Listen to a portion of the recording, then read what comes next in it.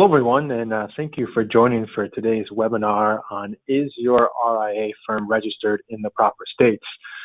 Unlike our traditional monthly webinars, this will be an abbreviated session, very razor-focused on the specific topic. And the timing of this webinar is really tied around your firm's annual registration renewal, which is always a great time to take a look and make sure that your firm is either properly registered at the state level or properly notice filed in all the relevant jurisdictions at the federal level. So just with renewal season just starting to finish up here, we thought this was a great time to kind of circle back and just to make sure everyone understands kind of where your firm should be registered. As we kick things off today, we have our standard disclosures. RIA is not a law firm, CPA firm, or registered investment advisor firm. None of the information presented, advice given, or services rendered should be considered legal, tax, accounting, or investment advice. My name is GJ King. I'm the president of RIA. I'll be leading today's 20-minute session. I will likely be joined by a few of my colleagues as well, and we'll do our best to answer your questions as they come in.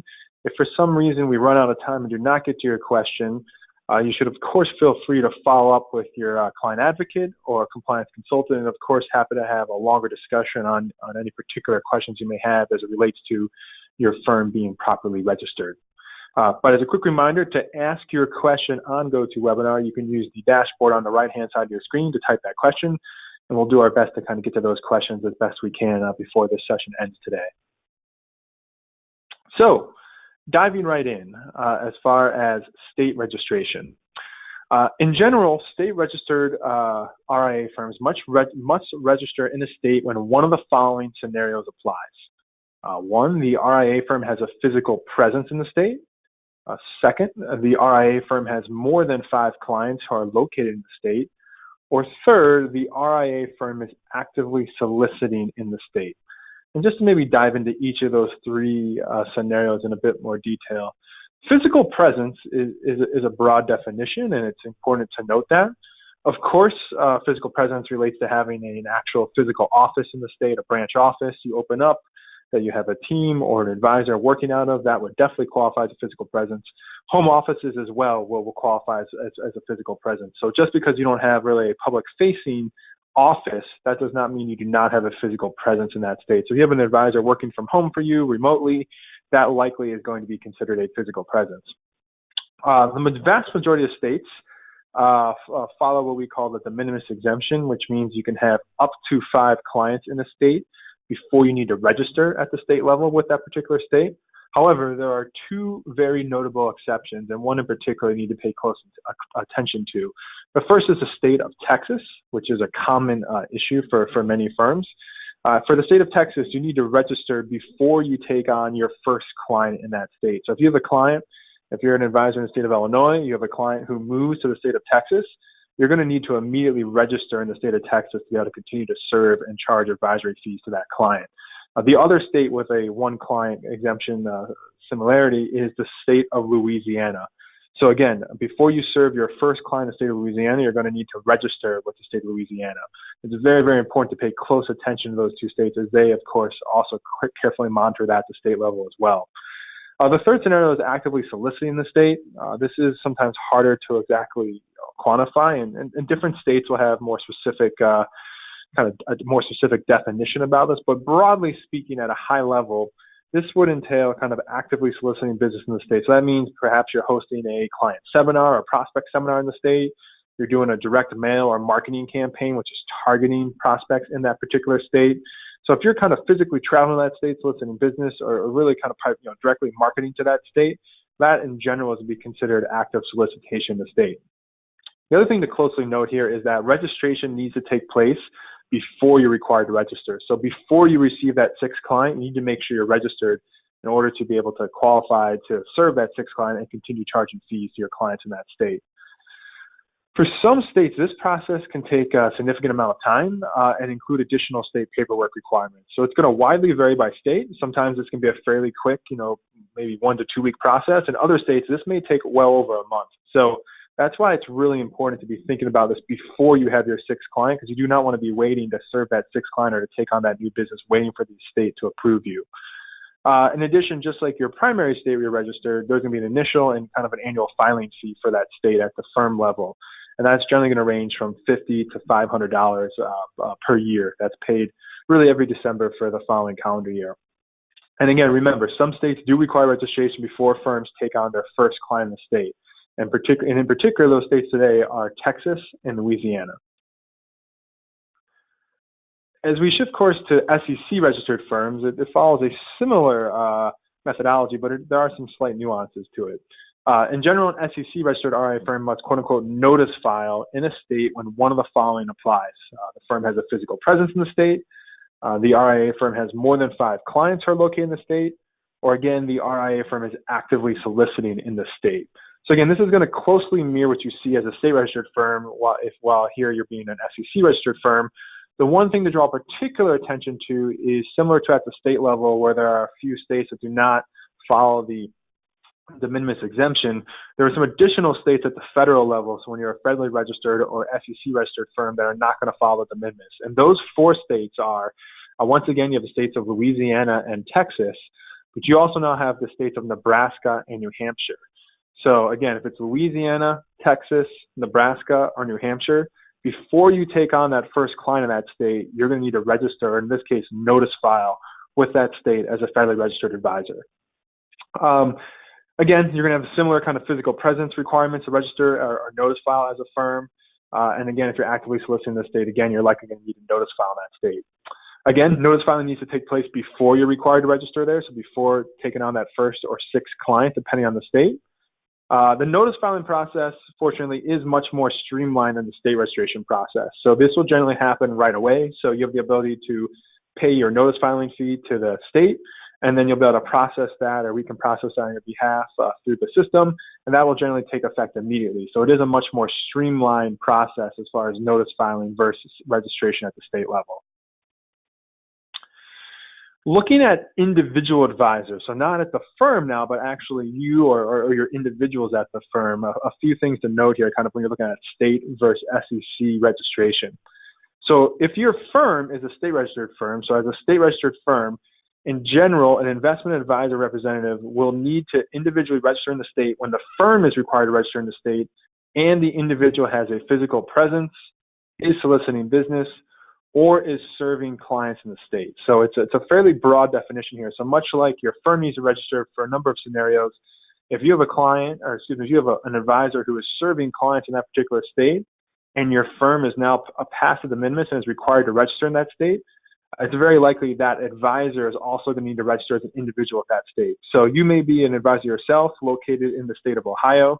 You now cross over de minimis threshold, let's say in the state of Florida. You're going to need to likely individually register in addition to the firm registering as well. And then, of course, if you're physically located in that state, regardless of the number of clients you serve in that state, before you can serve any clients in that state, you're going to need to physically register there as an individual as well.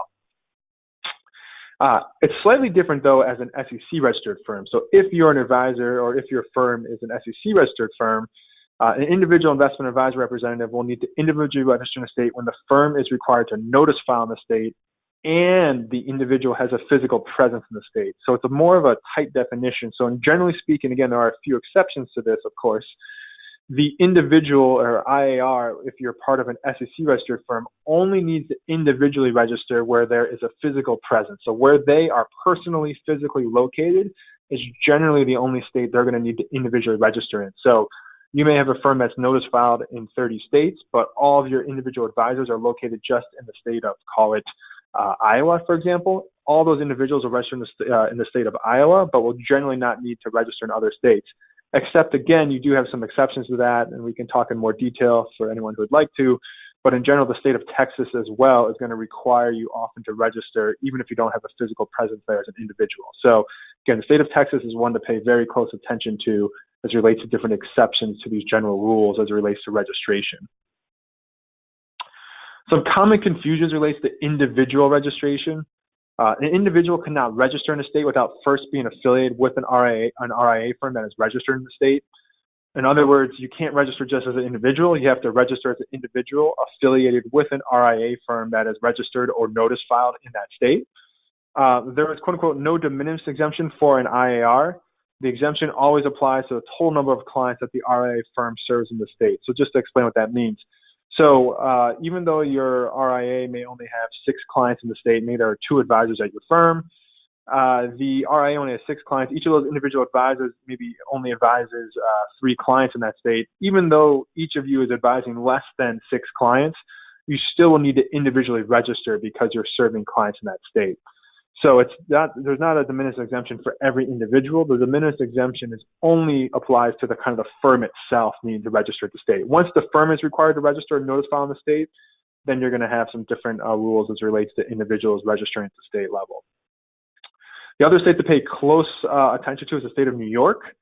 They do not follow the traditional Form U4 filing system. They instead use the Form NYIAQ. So it's important to know that that is going to be a bit of a different process. It's not going to be part of the traditional U4 filing process.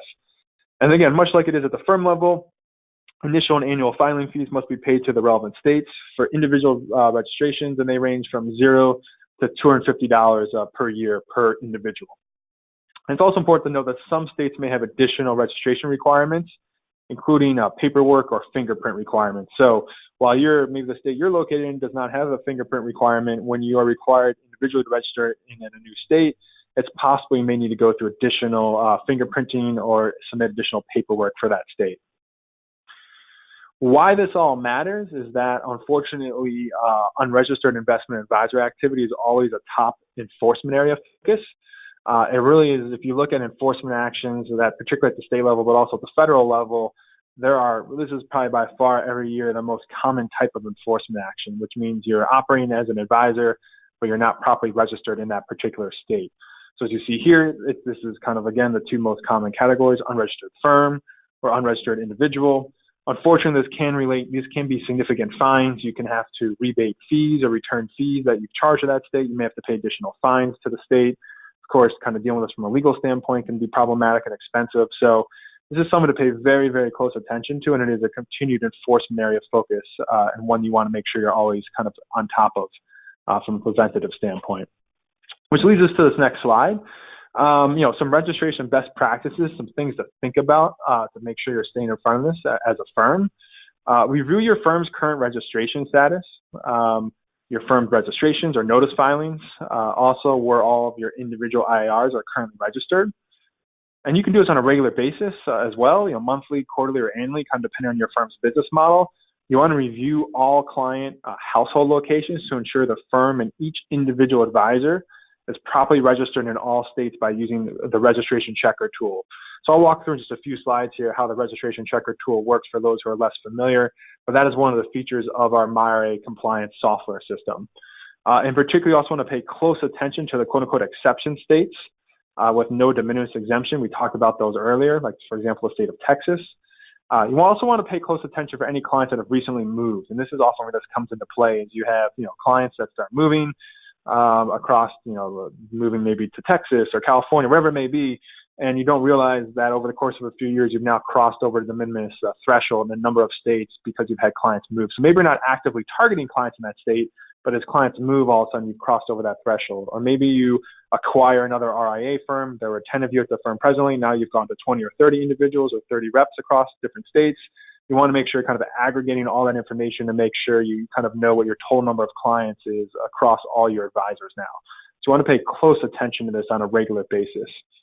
One thing to mention is, in general, the members of a single household will count as a single client rather than each underlying account counting as a client. So what I mean by that is, for example, husband and wife are generally considered one client themselves. They're not each considered a separate client. So even if one client has dozens of accounts with you, or between husband, wife, or children, things like that, generally speaking, that's all really considered one single household. And when you think about registration thresholds, you're generally thinking about households. You want to know how many households do you serve in that state, not just individual accounts you've opened, but actual households of clients. Again, begin the required registration process before required to register to ensure registration is in place in a timely manner. Some of these things can take significant amounts of time, so you want to make sure you get in front of this so you can serve that client when they're ready to come on and bring you on as their advisor. Always pay your annual filing fees on a timely basis to ensure no lapse in firm or individual registration. So the challenge here is if you do not pay your renewal fees due generally every December, your firm's registration is terminated or suspended. for maybe a month or a few months as you struggle or kind of ramp up trying to get back up to speed and get everything refiled. During that kind of unregistered status, you are not allowed to conduct advisory business. So it's very, very important you're always paying your annual filing fees. You have no lapse in your firm or individual registrations. Touching more broadly on examination deficiencies, we continue to see more exams taking place each and every year at the state and federal level. The numbers are up significantly at the federal level, and we're also seeing at the state level as well. And the reason we mention this is that we're seeing more focus around registration status. We're seeing more states pay attention to this than they have in the past. More of these issues are kind of being identified, and as both at the federal and state levels, you're seeing more coordination between the federal and state regulators. It just seems like registration issues are becoming even more of a focus than even they have been in the past. And this has always been a focus area historically. You also, of course, have your top kind of examination deficiency areas that are reported out every few years at the state level, and these will mirror closer at the federal level as well. One thing about all is when we talk about registration is this also a good reminder of being registered in the proper states or notice filed is very important, but also making sure that your Form ADV Part 1 kind of matches what's on your Part 2.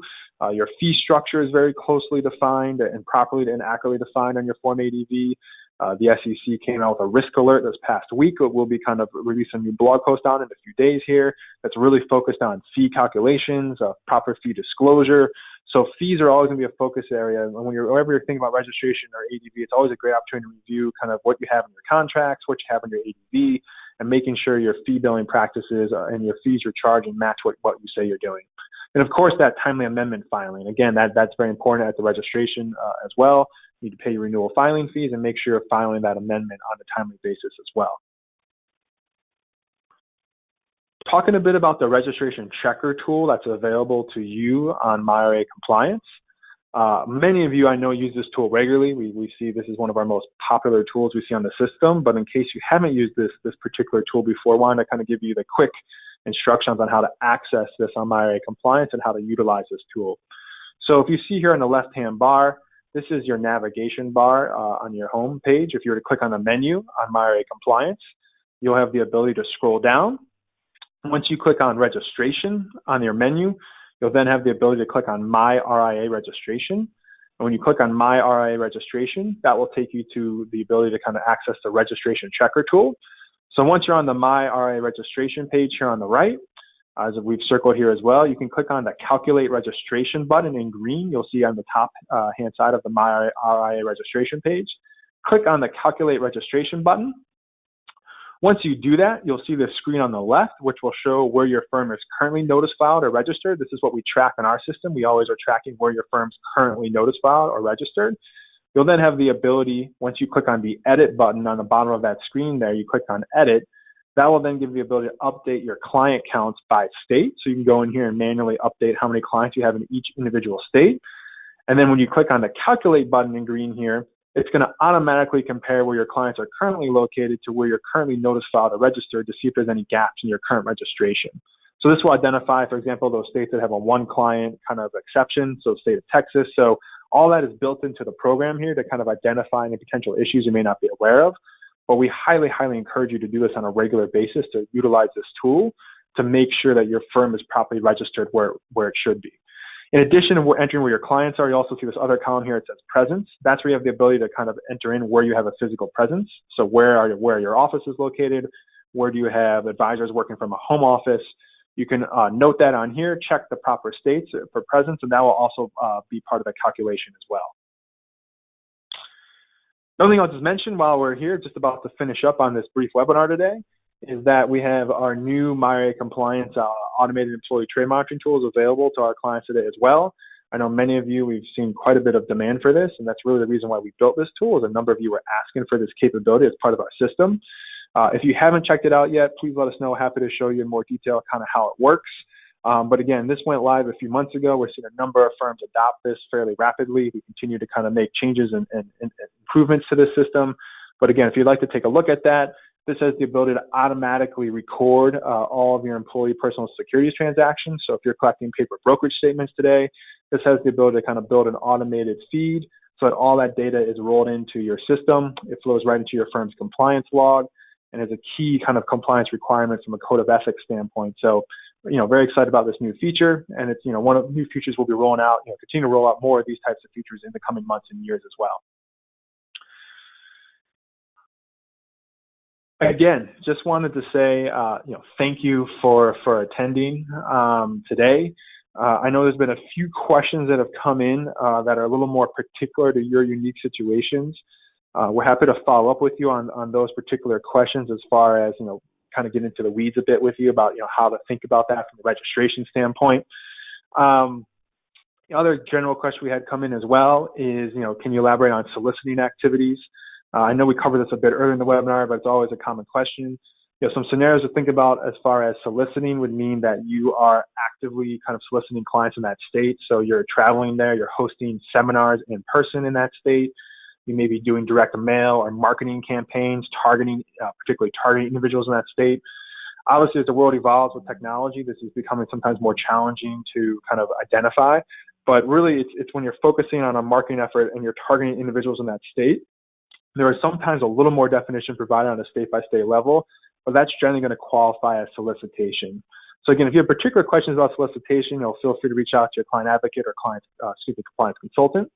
We're happy to address those questions as well.